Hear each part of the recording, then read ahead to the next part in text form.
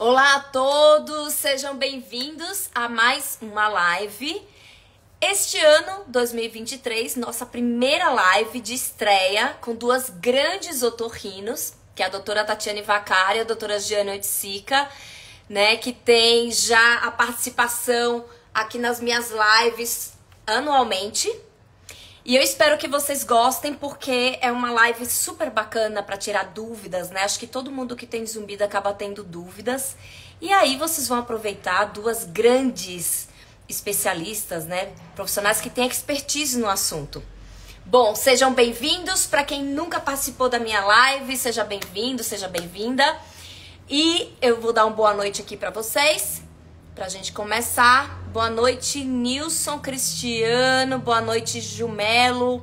Boa noite, Rita, Maria, Márcia Cristina, Central Auditiva, Yasmin, Jaque, Isabela, Doctor. Gente, sejam bem-vindos. Boa noite mais uma vez. E espero que vocês aproveitem. Eu vou começar essa live com as perguntas que eu recebi nos meus stories e também aqui no feed, mas também, obviamente, eu vou aguardar as perguntas de quem está ao vivo, que eu também vou ler essas perguntas, já que vocês estão aqui nos prestigiando, tá? Então, deixa eu ver se as minhas queridas convidadas já entraram. Deixa eu dar uma olhadinha aqui. A Tatiane.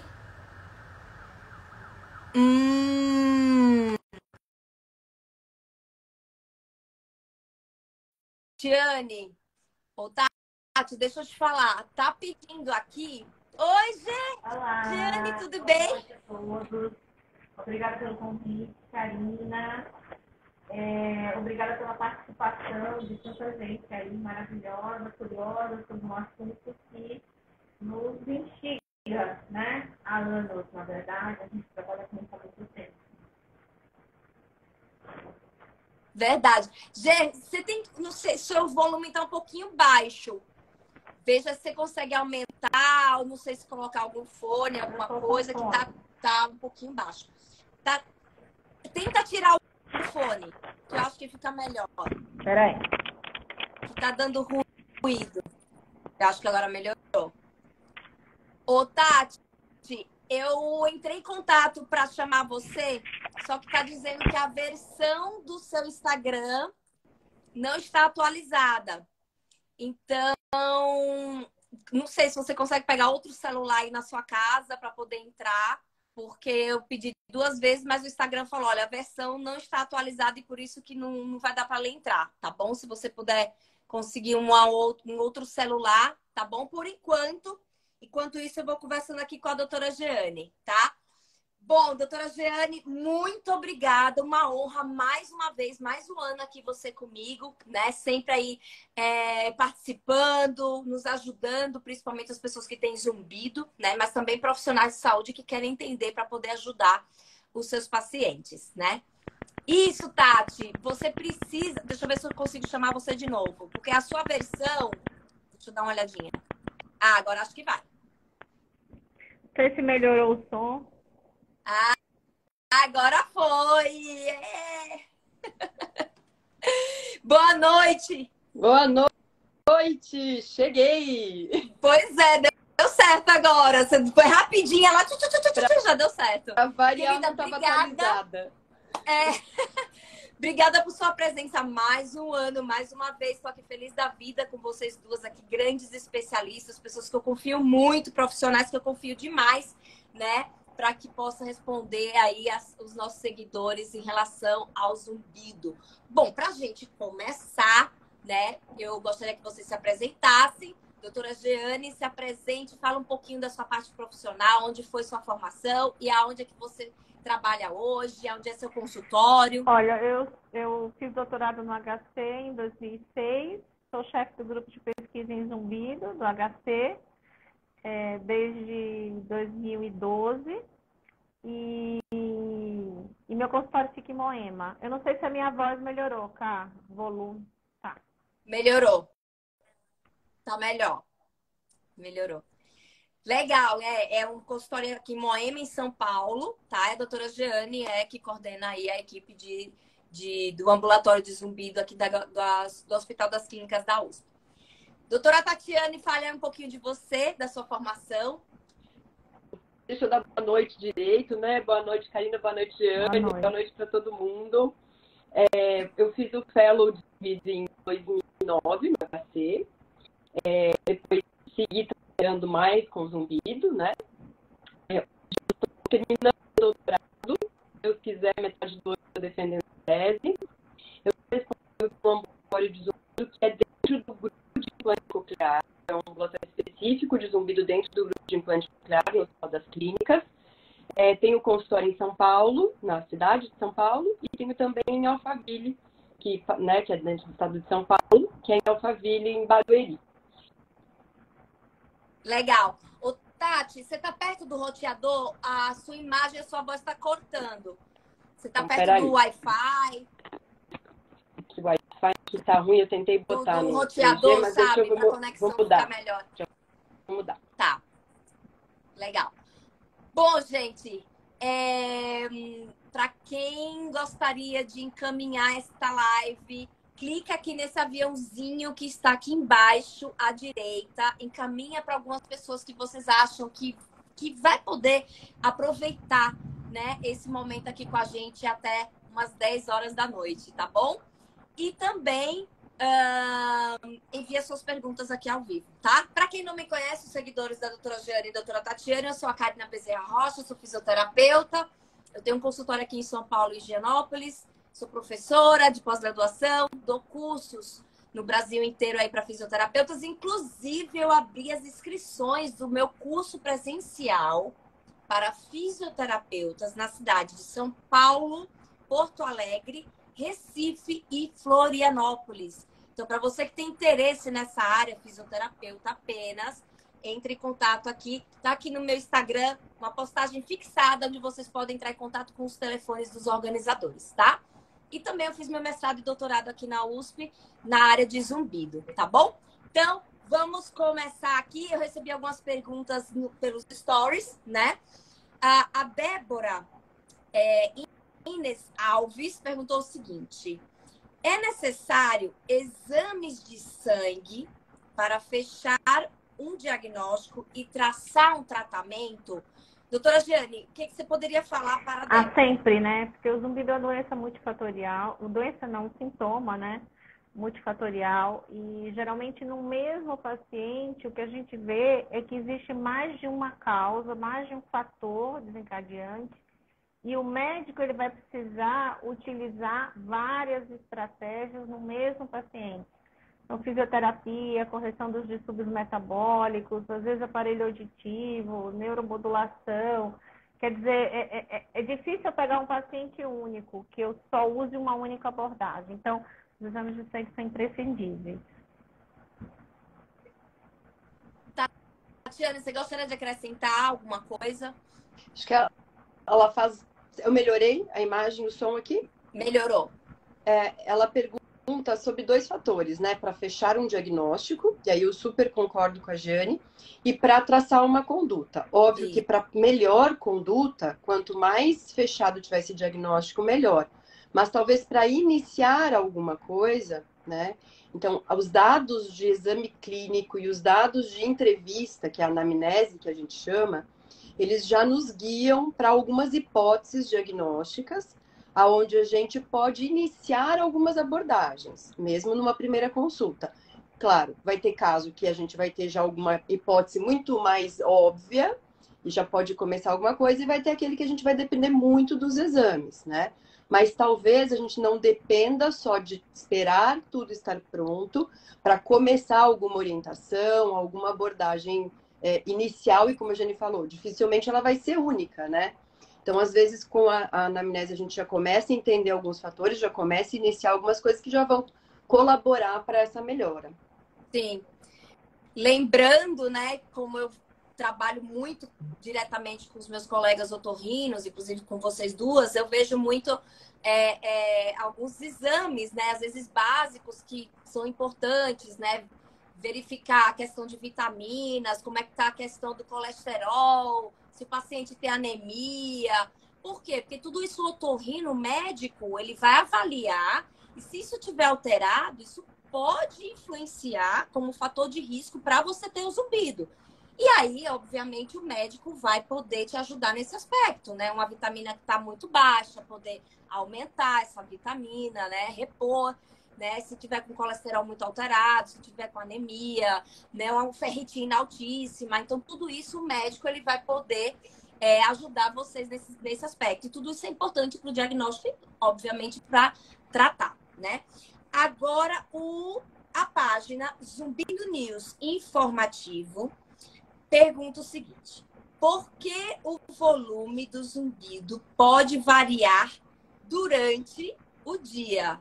É uma pergunta bem comum, mas é bem interessante, né, doutora Giane? O que você poderia dizer aí de exemplos? Por que o zumbido pode variar o volume dele, a frequência dele durante o dia? Existem inúmeras possibilidades, né? A própria questão muscular é um fator que faz o zumbido flutuar, a questão metabólica, os distúrbios do metabolismo dos açúcares, por exemplo, ou da tireoide, o estresse, né? Às vezes o paciente nem se apercebe, né? Mas aqueles momentos que ele está mais nervoso, o zumbido flutua, piora. Eu acho que são esses os fatores principais, né? Tem também paciente que relata que com exercício físico o zumbido aumenta ou diminui, por exemplo, né? Isso tem a ver com a questão muscular, vascular. Então, os fatores são inúmeros. Eu preciso realmente, como a Tatiana falou, colher uma boa história clínica, né? Não dá para fazer isso em 20 minutos. Geralmente eu fico 1h30 com o paciente, porque isso é que faz a diferença. E tem também, né, Tatiane, às vezes assim, uso de cafeína, drogas, cigarro, fumo, né? Tudo isso também pode influenciar, às vezes, um sono não reparador, não é isso? Substâncias estimulantes, a depender da dosagem, né? Elas podem interferir nisso. O café, é só importante a gente colocar aqui um parênteses, né? Que o café já foi muito vilão para o zumbido.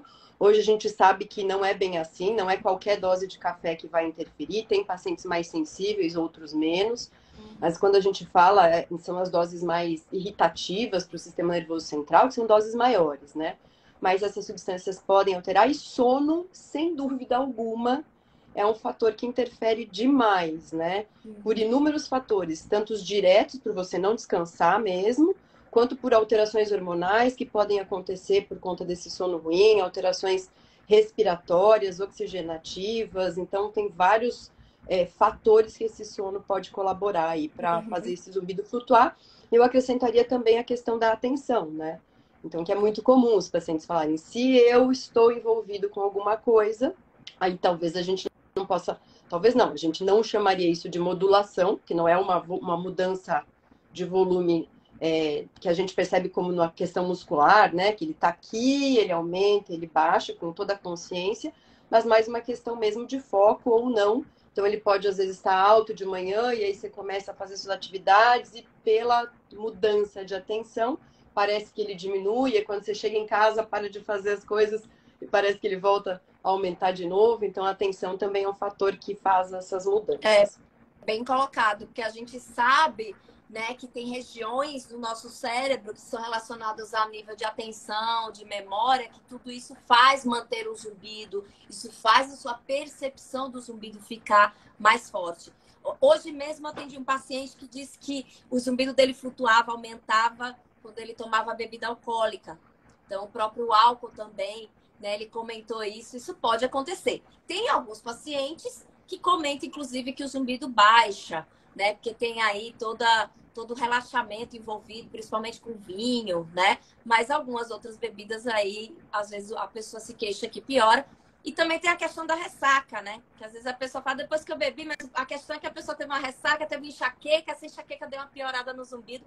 E assim vai, né? Os links são vários. Tem uma pergunta aqui da Karina, Modalo. Oi? Não, só uma observação, que muitas vezes eles não prestam atenção no que eles comeram junto com o que eles beberam. É verdade. Né? Isso é bem importante também. O que a pessoa comer. Eu vou fazer mais uma pergunta aqui dos stories, aí eu venho para cá pro ao vivo para responder aqui para o pessoal que está aqui, tá bom? A Mimodalo 3 pergunta o seguinte: zumbido pulsátil tem alguma relação com perda auditiva, doutora Olha, Jane? eu já tive, sim, pacientes com zumbido pulsátil e que a etiologia era otosclerose. Então, sim, o zumbido pulsátil pode ser decorrente não da perda auditiva diretamente, mas da etiologia da perda auditiva, porque você tem uma rarefação óssea, e com essa rarefação óssea, vamos dizer assim, o abafamento dos ruídos internos fica mais prejudicado. Ou então, por exemplo, deiscência de canal semicircular, né? Terceira janela. Isso também pode dar esse tipo de zumbido. Olha que interessante. Tatiana, o que é que você poderia comentar? Perfeito que a Jane colocou. Na verdade, não está ligado diretamente à causa da perda, mas a percepção, né, da pulsação. E, às vezes, secreção dentro do ouvido também, né? Já tive pacientes com otite serosa, que a gente fala, que pode acontecer após uma otite aguda ou por consequência de secreções que vão do nariz para o ouvido, com a percepção, geralmente são pacientes que têm uma proximidade dos vasos sanguíneos um pouco maior em relação à orelha do que o comum, do que a média, e aí quando altera essa percepção dessa condução do som, pode perceber um pouco mais os sons internos, então pode perceber mais essa pulsação. Então podem ser situações de vasos sanguíneos absolutamente normais, mas com a sensação da pulsação por conta desses fatores. Perfeito. O Saulo fez o quê? Agora eu vou dar atenção aqui pro pessoal. Meu colesterol está muito alto, Saulo, Jede. Com a medicação, alimentação e exercícios, tenho fé que vai normalizar. Isso aí, Saulo, foco, que tudo isso pode ajudar. O Anderson Rocha, ele pergunta o seguinte: boa noite a todos. Gostaria de mais informações sobre o cutâneos evoked tinnitus na prática de vocês. Olha que interessante. E aí, doutora Jane, o que você poderia falar? Eu acho que você pode falar melhor que a gente, né, Cá? Porque você tem super experiência. Olha só, Anderson, é interessante, né? Tem alguns relatos, né? Algumas anedotas aí nos artigos científicos falando aí sobre esse toque, né? Relacionado aí com a via auditiva, né? Então seria mais essa coisa do toque. Então a gente percebe, né? A gente vê, a gente também estudando essa toda fisiopatologia, existe aí uma conexão entre essa via somática, periférica, que faz um link aí, tem uma comunicação com a via auditiva.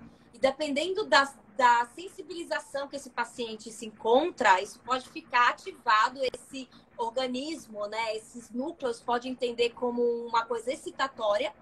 E aí essa excitação vai lá bater na via auditiva e vai deixar tudo muito agitado, fazendo essa barulheira que é o zumbido, né? Mas são poucos relatos que a gente vê na literatura. Eu, particularmente, né, na minha prática clínica, eu não vejo tanto no caso do toque muito leve. Eu vejo mais na palpação em si, da coisa da contração muscular, da presença de pontos gatilho miofaciais. Agora, o cutâneos, eles relatam mais que é um toque mais leve.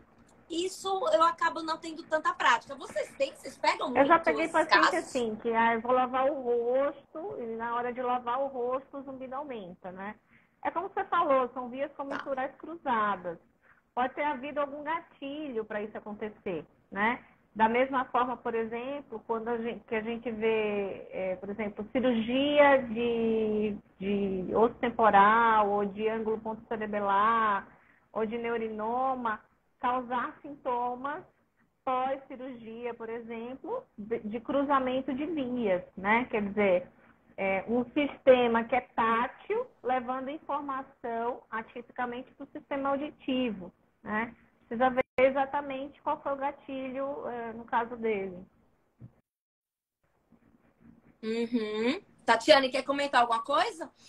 Eu tenho um único paciente que eu tive exatamente com essa descrição, de toque leve, discreto, modulando o zumbido. Paciente que tinha uma condição muscular, uma disfunção tanto de ATM quanto cervical, um quadro de ansiedade bastante grande, mantendo essas vias também muito ativadas. e que melhorou com fisioterapia. Mas eu tenho, assim, de paciente meu, que não é da literatura, né? Só esse caso. E eu tenho mioclonia. Mioclonia quando eu tô com sono ou quando eu bebi um pouquinho. Ao toque, pode ser na perna, pode ser onde for, meu ouvido faz uma mioclonia. Nossa! Que interessante. Eu só tive um caso que foi no Hospital das Clínicas, que foi um paciente que quando a gente tocava na região do tórax, aí ele percebia esse zumbido aumentava, enfim, o volume dele aumentava, mas na minha prática clínica de consultório, não. Bom, tem uma pergunta aqui da Rita Mariano Trevisan, aqui ao vivo, que é uma pergunta que que todo mundo faz, né, praticamente, que é se o zumbido tem cura ou se é só paliativo para diminuir. Doutora Giane, o que você poderia falar? Eu já tive muitos pacientes que curaram, sim. Quer dizer, não sei se muitos, mas que curaram das mais diversas formas. E a grande maioria melhora, né? Mas, assim, é um trabalho a dois, é um casamento, né? Não é só o médico, o paciente também tem que fazer a parte dele. E, geralmente, é trabalhoso dos dois lados, né? Mas a gente consegue chegar lá. Por exemplo, Rita, eu sou um caso de sucesso. Eu sou um case de sucesso. Então, assim, eu tive zumbido, hoje eu não tenho mais. Eu tenho pacientes que, inclusive, aqui na minha página do Instagram, eu tenho lives onde eu faço lives com pacientes que tiveram remissão total do zumbido. Isto é, tinham zumbido e não tem mais. Mas como a doutora Giane colocou muito bem, a maioria não desaparece. A maioria ainda fica. No podcast que eu fico ouvindo por aí, tem um pessoal da Europa que faz um podcast, e eles pegam cientistas, pesquisadores do mundo inteiro. E quando perguntam para eles, eles falam assim, em torno de 5 a 15% desses pacientes pode chegar à remissão, tá? Então não é alto, mas tem aí uma possibilidade. Eu já curei. Poderiam falar mais. Eu tive também, já curei. Ah, você 2006. teve? Não sabia. O seu era qual causa? O meu era metabólico. Meu era pulsátil e era estresse. Tá, por estresse. Tatiana, você já teve um zumbido constante? Eu já tive períodos de zumbido que duraram mais. Eu tenho períodos intermitentes de zumbido, porque eu tenho um problema de cervical razoável, tenho hérnias, tenho um quadro de dor crônica aqui, que melhorou demais depois que eu fiz fisioterapia. E aí eu já me entendo. Quando ele quer dar o ar da graça, eu já sei que meu pescoço não tá bom. Eu já melhoro a atividade física, já alongo. Às vezes uso um relaxante muscular e pouquinho tempo ele já some de novo. Mas é interessante. Bem, né? Assim, é uma coisa que depois que você se entende, acho que a primeira coisa que você para de ter é medo, né?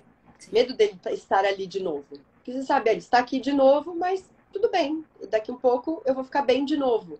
E eu não sei nem dizer em que momento ele para, porque eu fico bem e aquilo vai indo e em algum momento eu sei que eu não tenho mais, né?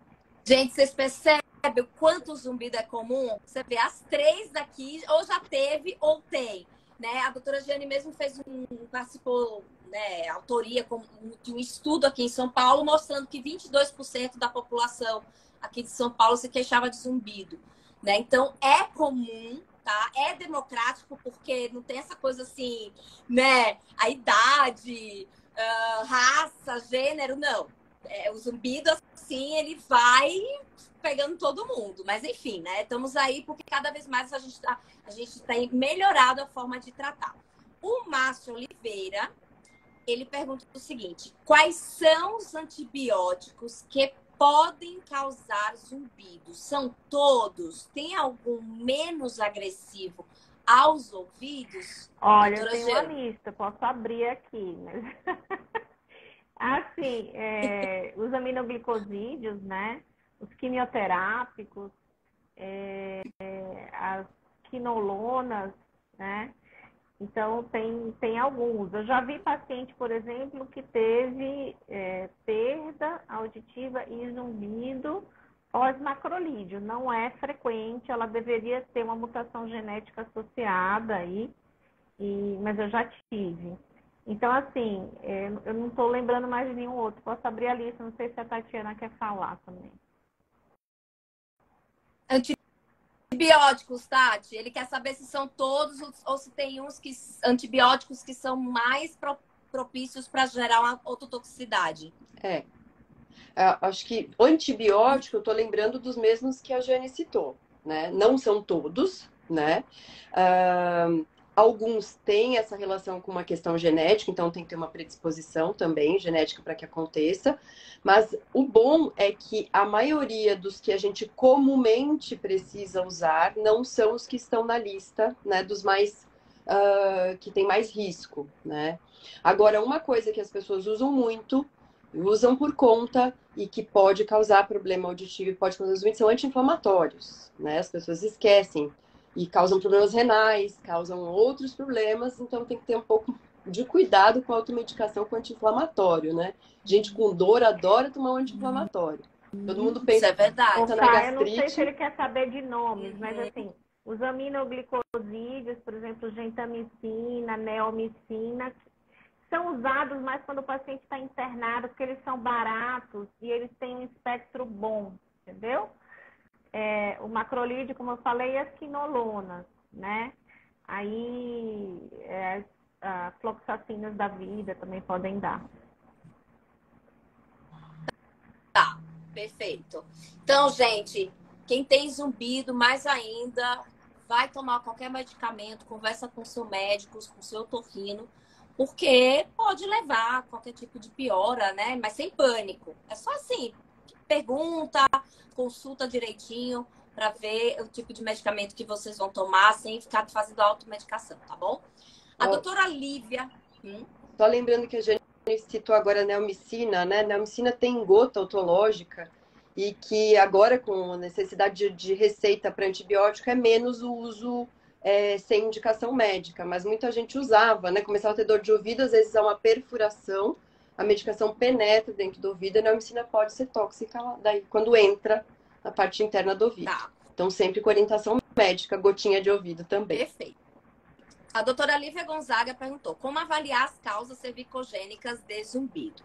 Bom, doutora Lívia, a gente faz alguns testes, dentre eles, alguns testes que a gente chama de testes ativos de movimentos, né? A gente pede para o paciente movimentar a cervical em várias posições, rodar, inclinar, flexão, extensão, fazer uma retração e pergunta se esse paciente percebe se tem algum tipo de modulação. O que é modulação do zumbido? Aumentar o volume ou diminuir o volume ou alterar a frequência desse zumbido, que é alterar a frequência, alterar o tipo de som. Então, além disso, o profissional ele vai fazer uma palpação toda essa musculatura, observando se tem contraturas, se tem tensões, se tem presença de pontos gatilho e perguntando para esse paciente se ele tem frequentemente queixas de dores nesta região. Nós vamos também investigar se ele pode apresentar, através de testes específicos, algum tipo de compressão, né? Se está tendo algum tipo de radiação para o braço, algum tipo de dormência, isso tudo a gente também vai fazer. Nós vamos também realizar testes para ver se tem algum tipo de limitação de movimento de cervical alta, porque essa parte da cervical alta é a que mais tem relação com o ouvido. E a gente fazendo esse teste e dando positivo, o fisioterapeuta vai tratar essa região da cervical alta deste paciente. E também realizamos testes de força, né? Testes para ver esses flexores aqui do pescoço, se está mais fraco, os extensores, para a gente passar exercícios para esse paciente. E aí a gente vai fazer todo um tratamento relacionado a isso, tá bom? Mas, basicamente, seria esse tipo de conduta que o profissional deve realizar, tá bom? A Débora perguntou, pessoas alérgicas são mais propícias ao aparecimento do zumbido, doutora Giane? Eu acho que pessoas alérgicas alertam a gente para... Primeiro que pessoas alérgicas vão ter uma liberação grande de histamina, né? E aí a gente precisa ver até se essa pessoa não tem uma deficiência da DAO, que é a enzima que metaboliza essa via, né? Sim, eu acho que existe uma correlação no sentido assim, por exemplo, se o paciente tem uma rinite crônica, né? esse paciente, ele provavelmente tem algum tipo de intolerância, porque a rinite, às vezes, ela pode se alimentar. Isso aí pode também ser a causa do zumbido, vamos dizer assim. Então, eu acho que sim. Eu acho que o fato do paciente ser alérgico não é uma causalidade direta, mas eu acho que são coisas que se comunicam, que se interligam, né? Não sei se a Tatiana... Tati, o que você poderia falar? Eu acho que é isso que a Jane falou, assim, não necessariamente vai ter uma ligação direta. Então, eu tenho alergia, seja ela qual for, eu vou ter uma predisposição do meu ouvido a ter um problema diretamente ali, né? Mas da rinite pode ter também coisas locais, como disfunção da ventilação do ouvido. Isso pode alterar as pressões dentro da orelha, pode fazer com que a gente perceba zumbido. A gente pode ter alterações gastrointestinais, mudando toda a permeabilidade do intestino, fazendo com que a gente se intoxique mais fácil com outras, com substâncias mais... Tá tentando usar uma palavra que não seja tóxico de novo, né? Mas, enfim, com substâncias que vão causar danos ao nosso organismo e aí favorecendo até danos celulares lá na célula auditiva. Então, acho que é um paciente que é mais propenso, porque ele é mais propenso a ficar doente, de forma geral, também, né?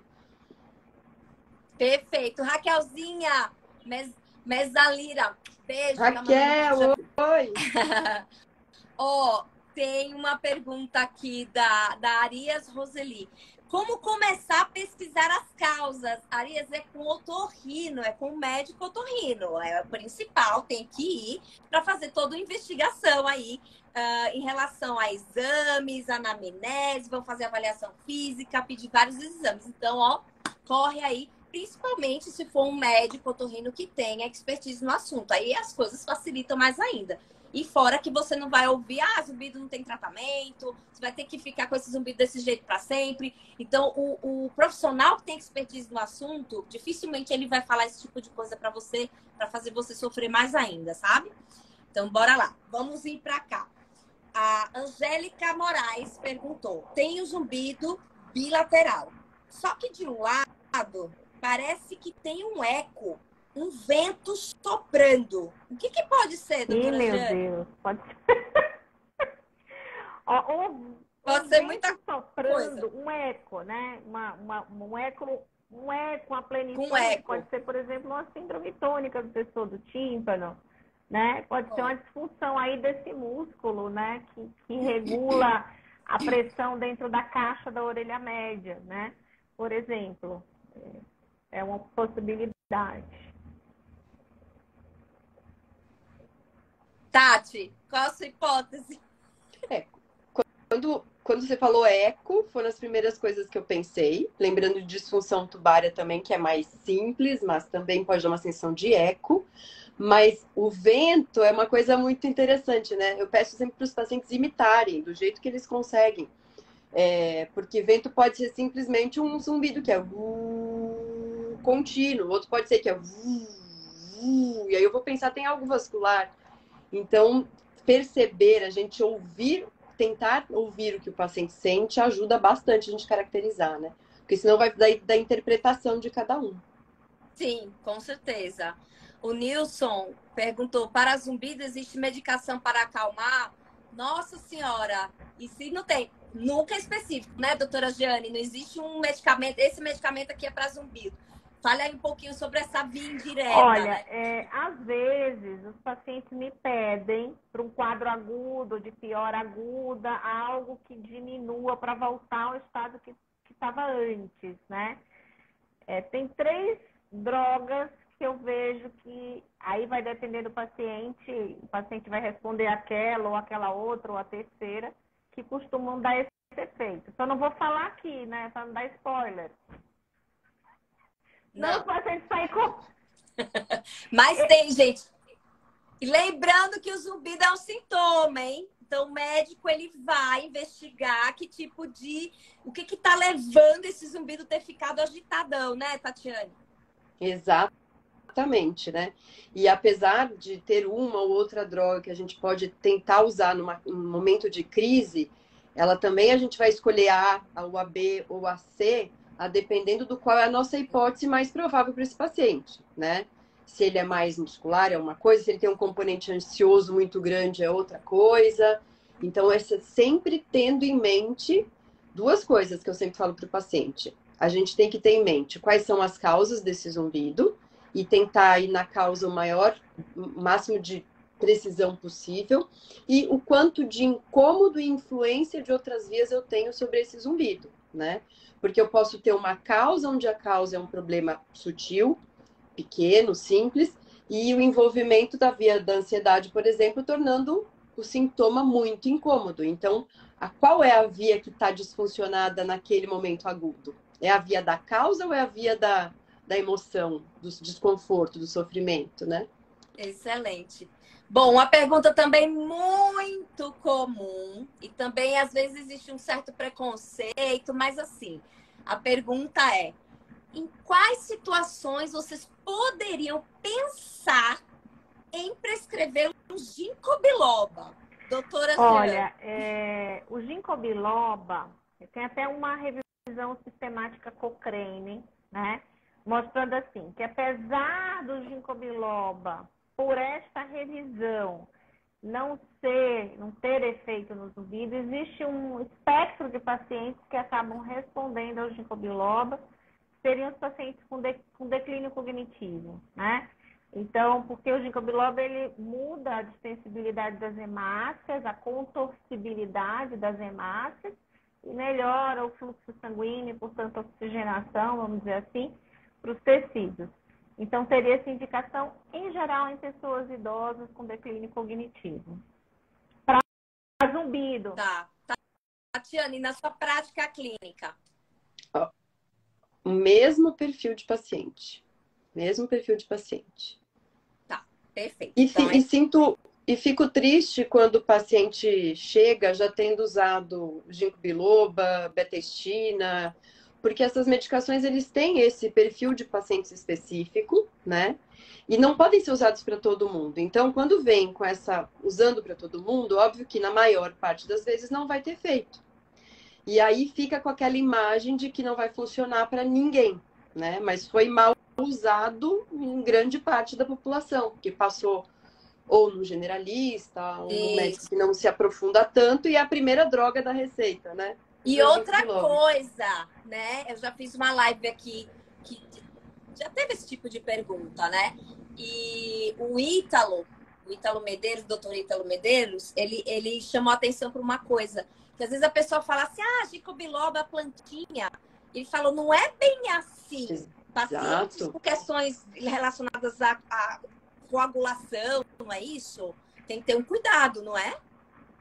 Tem interação com outras drogas. Isso é uma coisa que tem que ter cuidado, então, gente, em especial em idosos. Se estiver tomando anticoagulante, que aumenta o risco de sangramento, né? Hematomas subdurais, essas coisas. Então, a gente tem que ver também o que o idoso está tomando, porque dependendo do que ele está tomando, não dá para a gente associar. Exatamente. Gente, então, mesmo o ginkgo biloba que parece ser inofensivo, pergunte para o médico por causa dessas interações aí, ou de repente nos exames ele vê algo que fala, olha, não vou te Eu tenho uma prescrever o ginkgo biloba, paciente tá bom? que eu tratei, e ela, assim, na faixa dos seus 60, mulher bem-sucedida e tal, e ela veio para mim porque ela falou assim, doutora, eu tenho zumbido há anos, mas eu tomo ginkgo biloba e o zumbido melhora. Só que agora não está funcionando mais. Eu fui investigar, essa paciente, ela tinha uma trombofilia. Ela tinha uma mutação relacionada a fatores da coagulação. O dímero dela estava na estratosfera, quase 3.000. Ela passou com o hematologista, começou a tomar o anticoagulante. Então, assim, fica o alerta, né? Quer dizer, estava funcionando, de repente parou de funcionar. Olha só. Tá vendo? Por isso que teve um seguidor aqui para fala sobre as drogas. É um perigo falar nomes das drogas por essa questão de automedicação. Então, assim, gente, os médicos estão aí para poder ajudar vocês, tá bom? No particular. A Paty Alan perguntou aqui nos stories qual tem sido os meus resultados no tratamento de zumbido com TENS. Bom, eu tenho utilizado muito a estimulação transcutânea auricular vagal. né? E isso realmente eu tenho utilizado e eu tenho ficado muito feliz com os resultados. Pacientes que têm saído até quando ele termina a consulta, ele fala, eu não estou percebendo zumbido. Isso tem acontecido. Esse é um tratamento novo, tá? Que a gente tem utilizado em pacientes com zumbido. Então, pensando em estimulação transcutânea, eu estou usando mais auricular vagal, tá bom? O Cleverson me perguntou sobre tratamento de fisioterapia à distância específica para casos de zumbido, se funciona igual a presencial, resolve igual como é. Coincidentemente, hoje eu fiz uma postagem, porque eu recebo muito sobre esse tipo de pergunta, né? Eu faço minha consulta aqui particular, presencial, aqui em Higienópolis, São Paulo, mas eu faço também teleconsultas para o Brasil inteiro, para pacientes do exterior. E como é que eu faço? Eu colho a história, eu vou fazer o diagnóstico fisioterapêutico e, a partir disso, eu vou passar exercícios para esse paciente e várias orientações. E aí, o que acontece? Ele precisa receber esse tratamento, receber um toque com as mãos do fisioterapeuta, né? E aí eu vou em busca desse profissional no local, na cidade desse paciente e vou discutir o caso desse paciente para que a gente consiga um melhor resultado possível. Então, eu monto o raciocínio clínico e discuto com o colega dizendo, olha, eu faria assim, eu trataria dessa forma, eu acho que tem que agir dessa forma, tá bom? Mas tem que ter o tratamento presencial. A Cristiane Marchiori falou, meu otorrino disse que não tem jeito o zumbido, que preciso me acostumar com o zumbido. O que fazer, doutora Jeane? Porque é uma frase muito comum, né? Que esses Fuja do seu otorrino. O que você poderia dizer para eles? Fuja do seu otorrino. Bem objetivo. Tati, fala aí.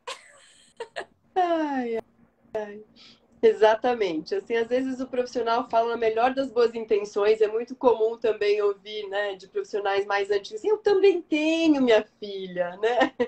Eu até acho que alguns deles falam realmente com a melhor das boas intenções, porque estão bem com os seus zumbidos. Quero crer sempre na bondade das pessoas, né? Mas não, se a orientação é essa, procure um profissional que, de preferência, se possível, capacitado, né? Como a Karina também, a gente também faz teleconsulta, também tem condições de dar uma orientação, também se coloca à disposição dos otorrinos da cidade para uma discussão, né? Então, acho que não tem porquê hoje em dia, com o acesso que a internet trouxe, que a gente fique nessa posição. Gente, então não aceite frases do tipo, zumbido não tem jeito, zumbido não tem o que fazer, zumbido não tem tratamento.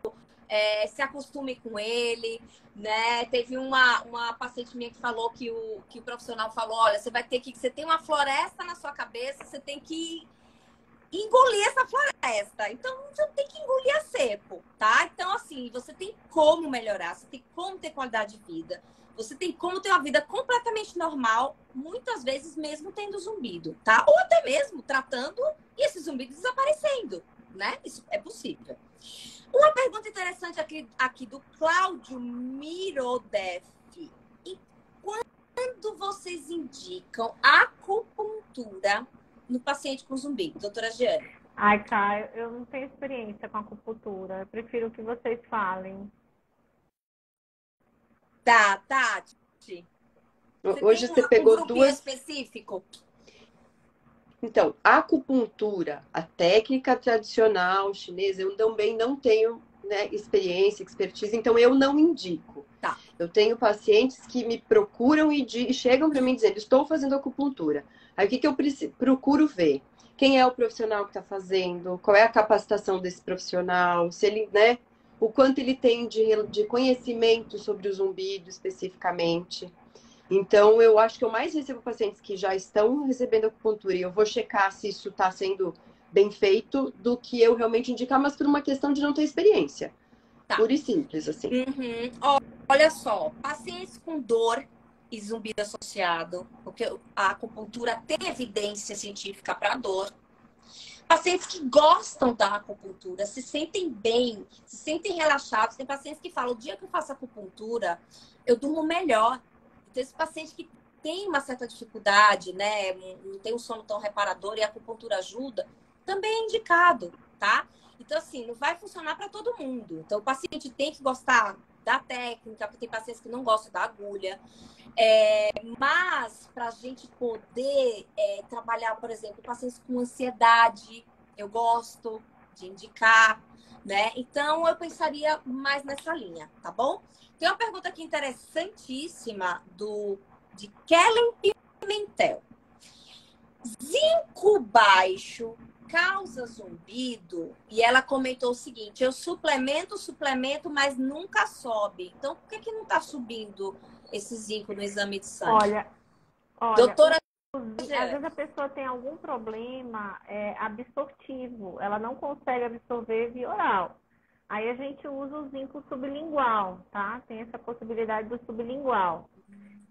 Pode sim ser a causa. Eu já tive pacientes que eu suplementei, por exemplo, B12, ou D, ou zinco, e o zumbido desapareceu, tá? Mas não é uma regra, tá? Inclusive a Cláudia Coelho tem um paper que ela publicou, e ela fez esse trabalho da hipoglicemia e da reposição. Teoricamente ela não viu diferença, mas eu acho que cada paciente é um paciente. A gente tem que corrigir todos os estudos que a gente vê, porque a gente não sabe exatamente qual tronco está contribuindo mais para o fogo daquela fogueira. Então, a gente tem que remover todos os troncos de uma fogueira para poder apagar aquele fogo. É assim que eu raciocino em termos de zumbido. Então, faço a correção. Se não está funcionando oral, daí tem que ser sublingual ou injetável, né? Tem gente que trabalha com os injetáveis. Tá. Tati. Eu vou fazer uma pergunta para a Jane para fazer um alerta para ela. Eu não sei, Jane, eu pensaria em ela ficar atenta a outras questões que ela pode, outras vitaminas, ou né, que ela não esteja absorvendo também. Eu não sei se você sabe da possibilidade de só ter uma dificuldade de absorção específica ao zinco, ou se seria mais importante ela ter esse olhar mais global aí de alguma síndrome desabsortiva, alguma coisa mais generalizada. Ela pode estar com deficiência de outras coisas É sempre também. complicado a gente responder uma pergunta dessa que a gente não conhece o paciente. Você tem razão, né? Pode ser outra coisa que ela nem imaginou, nem pensou, porque a gente não conhece o caso dela, é verdade. Isso aí. A fonoaudióloga Leilane, ela perguntou alguma colocação sobre fotobiomodulação e o zumbido. Olha só, para zumbido geral, né? Porque esses estudos, eles pegam assim, qualquer tipo de zumbido e tenta aplicar. Não funciona, não funciona. Na minha prática clínica, o que eu observo, que na verdade eu uso porque tem evidência, é para dor. E como eu preciso tratar a dor desse paciente para melhorar o zumbido, aí isso ajuda. Tenho casos que o zumbido, ele baixa bastante após o uso, né, dessa técnica, tá bom? Mas eu penso sempre com dor associada, tá bom? Deixa eu ver se tem mais alguma pergunta aqui ao vivo. A maçã tarossa 06. Magnésio treonato ajuda? Existem várias formas de magnésio. O magnésio treonato é o único que atravessa a barreira hematoencefálica. A gente costuma usar muito para o paciente que a gente quer atingir o cérebro, né? Questão de memória. O magnésio é muito utilizado na enxaqueca, né? Porque assim, o magnésio é um ânion, né? E o organismo ele produz muito cátion, muita carga negativa. Então, isso é uma coisa que eu sempre pesquiso e também faço a reposição especial em enxaquecosos, tá? Mas eu não conheço nenhum trabalho magnésio e zumbido. Eu desconheço, eu não sei se tem na literatura. Mas é isso que a Tatiane falou, a gente tem que ter uma visão global. Nunca é uma coisa só, né? Eu uso bastante magnésio em enxaquecosos com zumbido, né? Porque eu acabo tratando tontura zumbido e eu vejo muito paciente enxaquecoso. O magnésio ele está indicado nesses casos. Tem um estudo, um ensaio clínico randomizado, que eles viram que o grupo que tinha zumbido, comparado com o grupo que não tinha zumbido, eles tinham, quando eles verificavam, né, através do exame laboratorial, os níveis de magnésio do grupo com zumbido era bem mais baixo do que o grupo que não tinha zumbido. Mas aí, assim, até mostrar que o magnésio vai gerar qualquer alteração no zumbido já é outra história, né? Tem do pensamento aí científico. Tatiane, você tem experiência na prática clínica? Eu tenho cada vez mais, né, estudado um pouco essa parte de oligoelementos. Eu ainda não tenho a expertise que a Jane tem em reposição, né? Então, eu tenho buscado, e quando eu encontro essas substâncias baixas, eu faço uma reposição, mas eu ainda acho que eu não tenho a experiência tão grande de saber qual é o melhor oligoelemento para qual situação, né? Ainda estou engatinhando um pouquinho nessa parte, mas sempre acho que essa visão integrativa ela é super importante, mais do que nunca no paciente com problemas de sintomas autoneurológicos, né? Zumbido, tontura, ele tem que ter um olhar global, não tem jeito. Tem. Mas eu acabo, na maioria das vezes, não eu mesma fazendo a suplementação, eu passo para o nutrólogo que eu conheço para avaliar isso melhor. A Viva agora perguntou, né? Perda auditiva é a causa do zumbido. Olha, o que a literatura nos mostra é que de 90, tem uns que falam 96% das pessoas que têm zumbido têm perda auditiva. Então já dá para perceber aí essa associação fortíssima, né? Relacionada à perda de audição. Uma coisa? Eu recebi um paciente que passou com otorrinos famosos. Ele tinha tido um trauma acústico e ele estava com um zumbido, tá? Então ele tinha uma perda auditiva como causa do zumbido.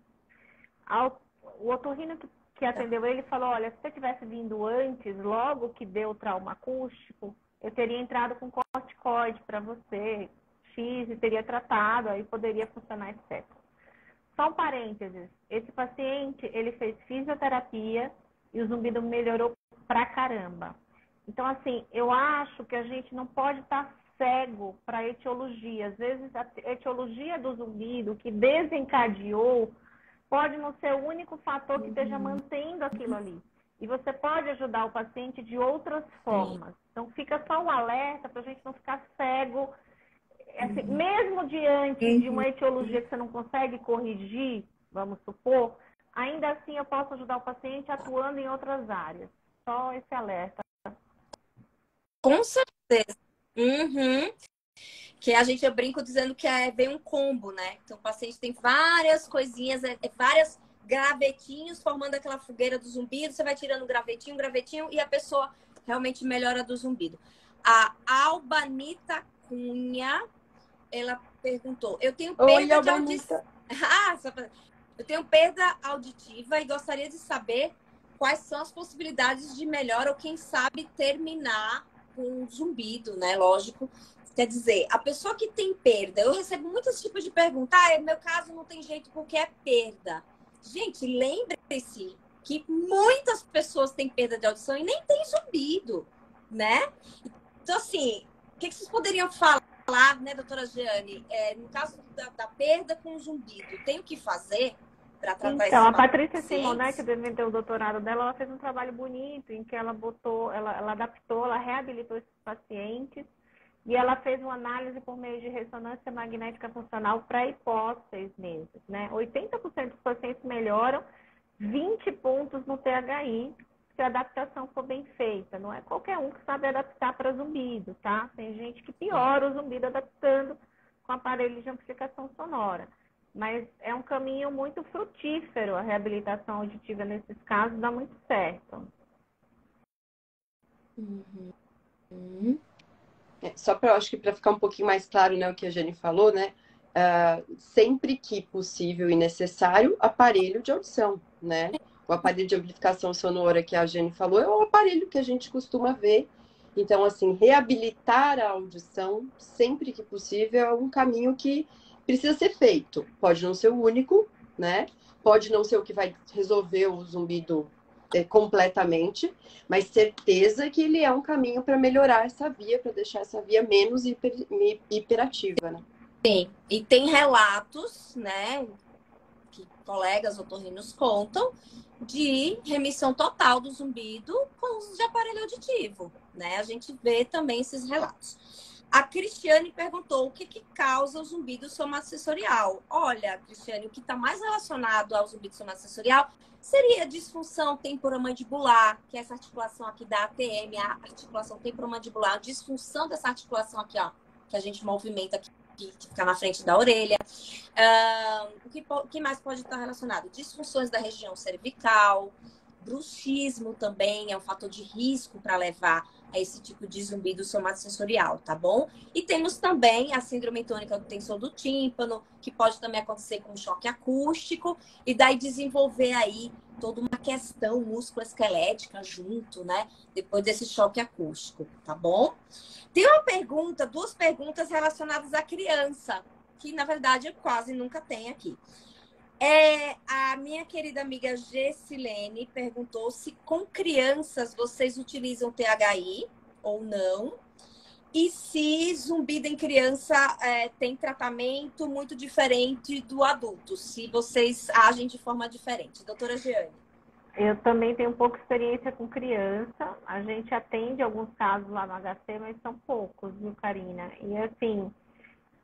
Criança pode ter de tudo, pode ter o estresse, pode ter zumbido objetivo, já vi zumbido objetivo em criança. Precisa investigar realmente como a gente faz com adultos. A abordagem não é tão diferente, não. Não sei a experiência da Tati. A gente tem pouca criança, né? Primeiro, por ser menos prevalente em crianças. Segundo, porque talvez elas não se queixem, se elas têm.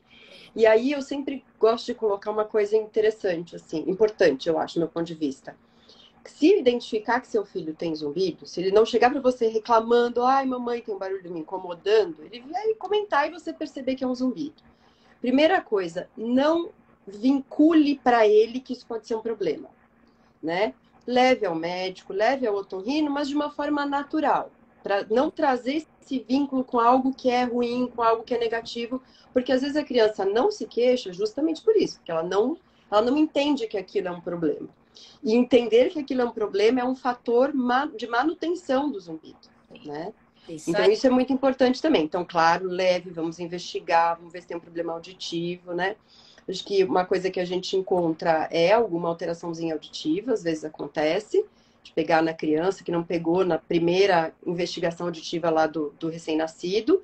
E o que eu tenho visto, eu não tenho uma experiência grande em criança pequena, tenho um pouco mais em adolescente, mas o que eu tenho visto é bastante alteração metabólica nesses jovens aí, né? Tá todo mundo comendo super mal, mega estressado, bastante caso de ansiedade. E aí eu vejo já alguns adolescentes assim com alterações metabólicas, provavelmente essa célula já não tá muito legal aí, já tá gerando uma disfunção dessa via auditiva e com um grau de ansiedade muito grande, não conseguindo lidar com esse e outros problemas.